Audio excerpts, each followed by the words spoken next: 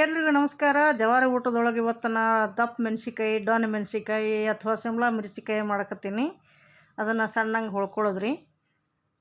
ಆಮೇಲೆ ಅದಕ್ಕೆ ಜೀರಿಗೆ ತೊಗೊಳೋದ್ರಿ, ಉಪ್ಪು ಮತ್ತು ಗಾಣದ ಎಣ್ಣೆ. ಈಗ ನಾ ಗ್ಯಾಸ್ ಮೇಲೆ ಪ್ಯಾನ್ ಇಟ್ಟೀನಿ ರೀ.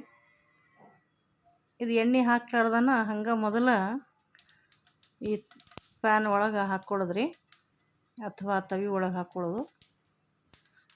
ಅದ್ರದ್ದು ಹಸಿ ವಾಸನೆ ಹೋಗುತ್ತಾನ ಹುರ್ಕೋತ ಬರೋದ್ರಿ. ಈ ಮೆಣಸಿಕಾಯಿ ರೀ ಹಿಂಗೆ ಯಾಕೆ ಮಾಡಾಕತ್ತೀನಿ ಅಂತಂದ್ರೆ, ನಾವು ಬಟಾಟಿ ಅಥವಾ ಆಲೂಗಡ್ಡೆ ಹೇಳ್ತೀವಿ ನೋಡ್ರಿ, ಅದು ಹಳದಿ ಹಾಕಿ ಮಾಡಿರ್ತೀವಿ ನೋಡ್ರಿ, ಅದ್ರ ಜೊತೆಗೆ ಇದು ತಿನ್ನಕ್ಕೆ ಭಾಳ ಚಲೋ ಅನ್ನಿಸ್ತದೆ ರೀ.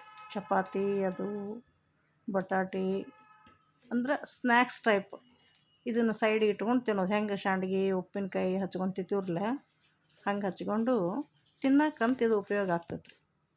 ಮಸ್ತ್ ಹತ್ತೈತೆ ರೀ ಬಾಯಿಗೆ. ಭಾಳ ಖಾರ ತಂಗಿಲ್ಲ ಏನಿಲ್ಲ.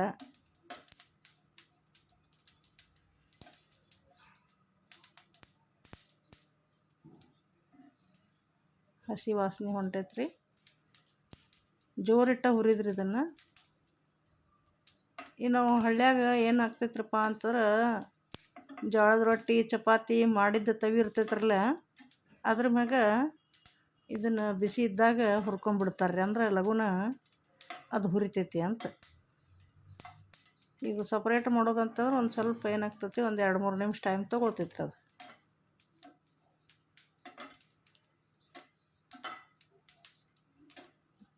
ರೊಟ್ಟಿ ಮಾಡಿ ತವಿ ಇಳಿಸೋಕ್ಕಿಂತ ಮೊದಲನ ಇದನ್ನ ಹಾಕಿಟ್ರಿ ಅಂತಂದ್ರೆ ಪಟ ಪಟ ಪಟ ಅಂತ ಹುರಿದು ಬಿಡ್ತೈತಿ.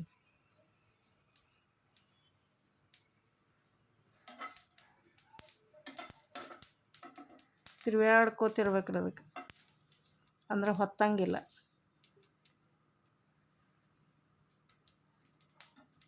ಸಿಮ್ಲಾ ಮಿರ್ಚಿ ಒಳಗೆ ವಿಟಮಿನ್ B12 ಇರ್ತೈತೆ ಅಂತ ಹೇಳ್ತಾರೆ ರೀ, ಕೇಳೀನಿ ನಾನು.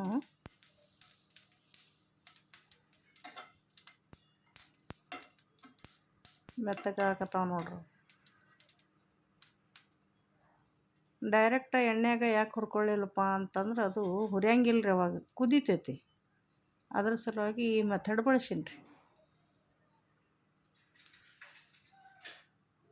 ಇನ್ನು ಇದಕ್ಕೆ ನಾ ಎಣ್ಣೆ ಹಾಕ್ತೀನಿ ರೀ. ಭಾಳ ಹಾಕೋದ್ರಂಗಿಲ್ಲ ರೀ. ಮತ್ತು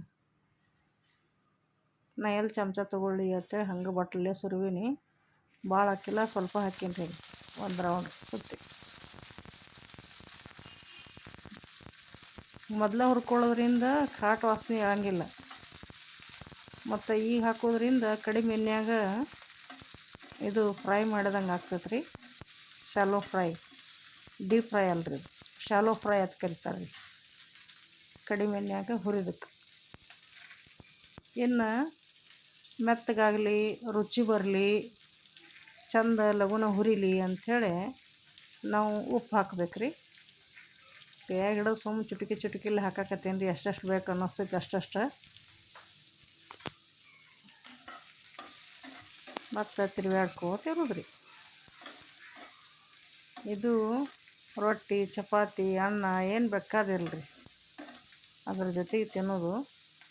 ವಿಶೇಷ ಅಂತಂದ್ರೆ ಈ ಪಲ್ಯಗೆಲ್ಲ ಮಾಡಿರ್ತೈತೆ ರೀ, ಮೆತ್ತಿ ಪಲ್ಯ, ಸಬ್ಬಸ್ಗೆ ಪಲ್ಯ ಅಂಥ ಟೈಮ್ನಾಗ, ಅಥವಾ ಬಟಾಟೆ ಮಾಡಿರ್ತೈತೆ ನೋಡ್ರಿ, ಆಲೂಗಡ್ಡೆ ಅಂತ ಕರೀತಾರೆ, ಅಂಥ ಟೈಮ್ನಾಗ ಇದನ್ನು ಸೈಡಿಗೆ ಇಟ್ಕೊಂಡು ಜೊತೆಗೆ ತಿಂದ್ರೆ ಭಾರಿ ರುಚಿ ಬರ್ತೈತಿ. ಅದು ಜೀರಿಗೆ ಅದು ಹಾಕಿರ್ತೈತ್ರಲ್ಲ, ಅದ್ರ ಟೇಸ್ಟ್ ಭಾರಿ ಅನ್ನಿಸ್ತೈತ್ರಿ ಅದು.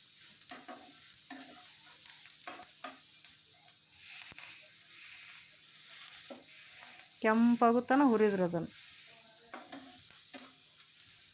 ಇದಕ್ಕೇನು ಅರಿಶಿನ ಹಾಕೋ ಅವಶ್ಯಕತೆ ಇಲ್ಲ, ಏನಿಲ್ಲ. ಬೇರೆ ಏನೂ ಹಾಕೋ ಅವಶ್ಯಕತೆ ಇಲ್ಲ ರೀ, ಯಾವ ಮಸಾಲೆ ಹಾಕೋ ಅವಶ್ಯಕತೆ ಇಲ್ಲ. ಸಿಂಪಲ್ಲಾಗಿ ಬಟ್ ರುಚಿಯಾಗಿ ಟೇಸ್ಟಿಯಾಗಿ ಅಡುಗೆ ತಯಾರು ಆಯ್ತು.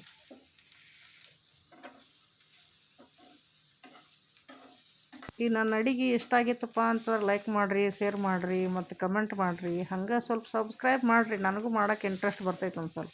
ಮತ್ತು ಹೊಸ ಹೊಸ ವಿಡಿಯೋ ಮಾಡಿ ಹಾಕ್ತೀನಿ ರೀ.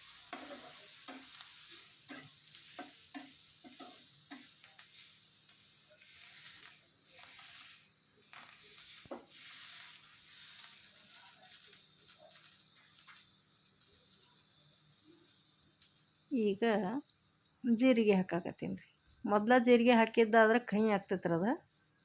ಅದಕ್ಕೆ ಲಾಸ್ಟಿಗೆ ಏನು ಮಾಡೋದ್ರಿ, ಜೀರಿಗೆ ಹಾಕೋದ್ರಿ.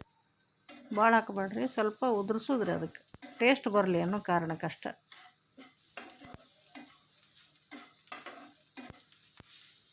ಇನ್ನೊಂದು ಪ್ರೊಸೆಸ್ ಹೇಳಕತ್ತೀನಿ ರೀ. ಮೆಣಸಿನ್ಕಾಯಿ ಹಾಕಿ ಅರ್ಧಂಬರ್ಧ ಹುರ್ಕೊಳ್ಳೋದು, ಎಣ್ಣೆ ಹಾಕೋದು, ನೋಡಿ ತಯಾರಾಗೈತಿ. ಆಮೇಲೆ ಉಪ್ಪು ಜೀರಿಗೆ ಹಾಕಿ